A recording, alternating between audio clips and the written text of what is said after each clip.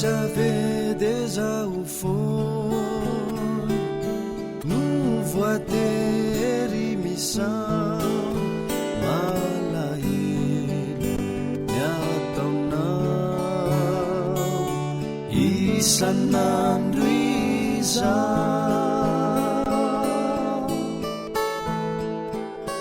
kosatria vety etsy maintsy miandry eto fonao zay minitra iverenanao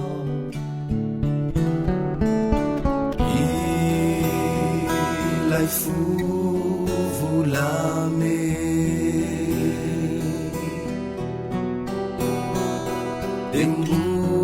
mbola miandry manante fa ny andro iray izy mbola ody iverina indray ato an-tranona fa ny andro iray izy mbola ody iverina indray ato an-tranona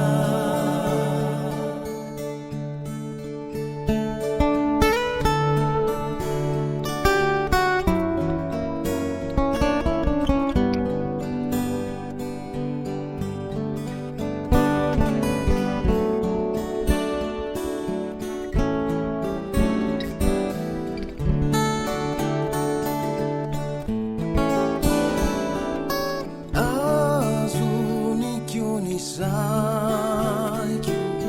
mba tsy ho mora voabaiko ka ivily ametrakalonjony anjary tsy ty azy intso raha zay fijaly na tsy maintsy yaretako de yafiko satria no efa tiako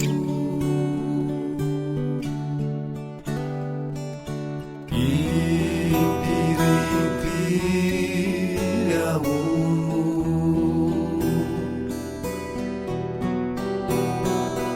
no efa sakiamo ifo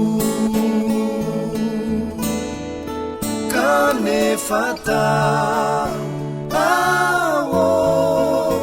na indrisy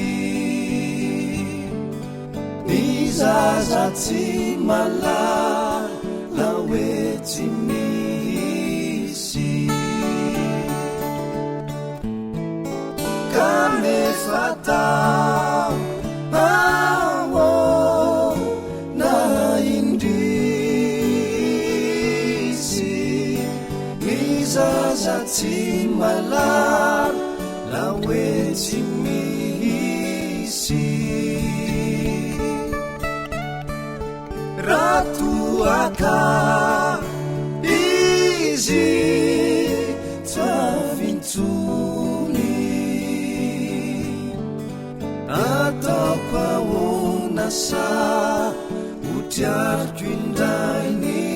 fo ratoaka